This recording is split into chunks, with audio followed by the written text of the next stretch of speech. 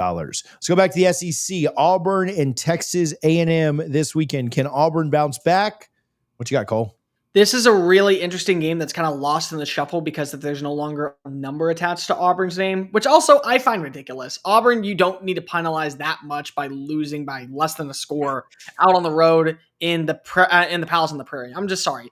The other thing that really sucks about this for Auburn is you lose a game, your morale is down. Oh, by the way, you get to go right back on the road and play in an SEC competition in another hostile environment known as Kyle Field. Have a lot of fun with that one. So what are some key elements that are going to be really important in this game? For Auburn, you got to start off fast. I mean, you do not want to be playing from behind and living in the world of where you know you're going to have to trust Jackson Arnold to throw the football. I thought that there was a lot of positivity with his overall metrics. There were some things that he's got to work on: pocket awareness, understanding when to break on out and avoid the sacks. A&M doesn't have as elite as a defensive line, but they have a defensive line headlined by Cassius Howell that can win its one-on-ones and get in the backfield and disrupt the play mechanism. So that's going to be something to monitor. I think the other thing is that you want to play your version of football. You have got to be able to slow down the tempo and be able to win with these long stalling drives that puts a lot of pressure on Marcel Reed to kind of have that up-tempo attack. So you could tell me that there was going to be a scenario where Jeremiah Cobb, Damari Alston, and Jackson Arnold run the football 61 times and you only pass it 13. It sounds boring, but it may end up working because two elements are going to be in your backfield. Number one, you're basically setting up 1st and 10 to 2nd and 4 to 1st and 10 to 2nd and 3 to 3rd and 1 to 1st and 10. So we're talking 15, 18, 19 drive plays, 6 minutes, 7 minutes, 9 minutes off the clock. That then forces Mike Elko and Colin Klein to tell Marcel Reed, we have got to go up tempo. You have got to be able to take the deep shots down the field. That's one. But the other thing is, you know that A&M this year has had its fair share of struggles of stopping the run. Took a lot of problems when it came to Robert Henry, the UTSA running back. You allowed both Jadarian Price and Jeremiah Love to be able to find creases in the open field and make their plays. So Jeremiah Cobb, who's number 2 right now in the SEC in rushing yards, might be able to control the management of how you're just able to set up these drives that end up benefiting you and hurting Texas A&M. For Texas A&M, the beauty of what is their offense right now, they live in explosives, and they killed in explosives. They're phenomenal with the 2 wide receivers, Casey Concepcion and Mario Craver. They may end up being the best duo of the transfer portal we have seen in this modern era with how well Marcel Reed's connected with them. The even better news, Auburn sucks at giving up explosive plays. They're 114th or 113th in explosive plays allowed this year. So Marcel Reed is going to have to look at that game film that was really, really prominent at times against Notre Dame and some things that you were able to do when you face off against Utah State and UTSA, and just say, you know what? Let it fly. Mario Craver, you're downfield. I'll find you. Nobody can stop you at this point. What makes me think that Auburn's secondary is going to be able to do it? Casey Concepcion, they're covering, double teaming Mario Craver, so you're wide open in your one-on-one matchup. Let's go ahead and find you. Here's the problem with that. Marcel Reed can throw a pretty deep ball. Marcel Reed can also underthrow a deep ball that leads to turnovers. So I think that Auburn is going to have to win in the turnover battle. I think they're going to have to win with the time of possession. They're going to have to win with the more play calling, and they're going to have to exhaust Texas A&M's defense. The other thing that I think is going to decide this game, especially on Auburn's side, not Texas A&M's side, they're going to have to force an interception after a touchdown run. Because what would that do? Your defense comes off the field. You have no time to respond. You're catching your breath after another one of these 14-play drives. They capitalize. First or second play, there's the turnover. You got to go right back out there. That will allow you to build that lead, which is going to be really important, I think, for Auburn in this game.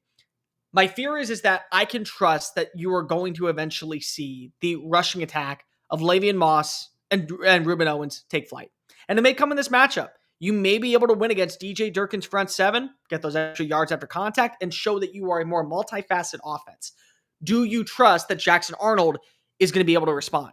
Because there were times in the last game where, 10 sacks were allowed, but also how many open throws did he miss vertically down the field? We talked about the alien that is Cam Coleman, and we talked about how there was a lot of doubt when it came to Jackson Arnold's arm strength. Yet still, he showed you that he could let it fly. It was inaccurate, and it was way over the head of number 8. And number 8 would have had 3 touchdown passes, and they would have won the football game with or without the officiating saying, my bad, bro, on the Isaiah Satenga touchdown. We just would have won outright. I don't know if I can trust Jackson Arnold once again on the road. There's a lot of things that are going against him. There's a lot of pressure on him to have to deliver.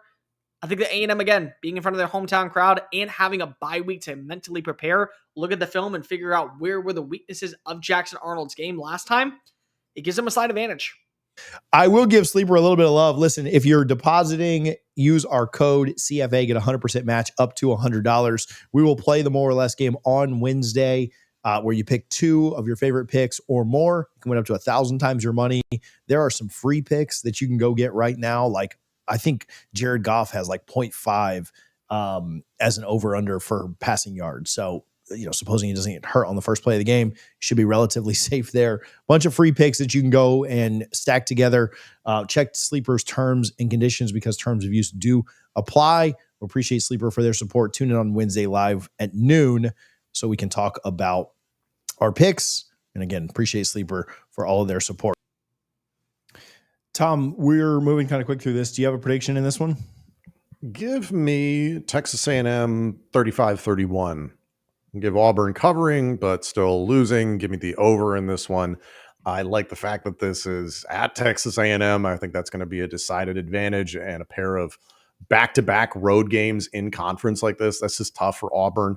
I don't necessarily know if Auburn is like licking their wounds. I was very encouraged. Like, it's a small thing. Jackson Arnold walking off the field with his head held high after that game at Oklahoma, and obviously some controversy with the officiating that game. I think it's a ticked off Auburn team coming into this game, but that's still a really tough place to play. I'm going to go a little bit bigger. No disrespect to Auburn, but it is just tough back-to-back weeks, and I could see this getting not out of hand, but not as competitive. 31-23. They win by 8. So give me A&M. Close enough, right? Like, not a blowout, but 31-28. Cole? I don't care if the jinx happens. I really don't. I trust A&M a lot more. They're healthier. The offense right now, I think, hasn't shown its entire force. And I also think that the defensive line is going to be able to get after Jackson Arnold. But I do have Auburn covering. I do have them with the plus 6.5 points. I'm going to take A&M 31-27 final score. Enough to feel like that. Again, you're trending upward, but also now you're sitting at 3-2. And you have 2 losses in conference play, and you still have a daunting schedule with matchups against Georgia, with matchups against Vanderbilt, matchups against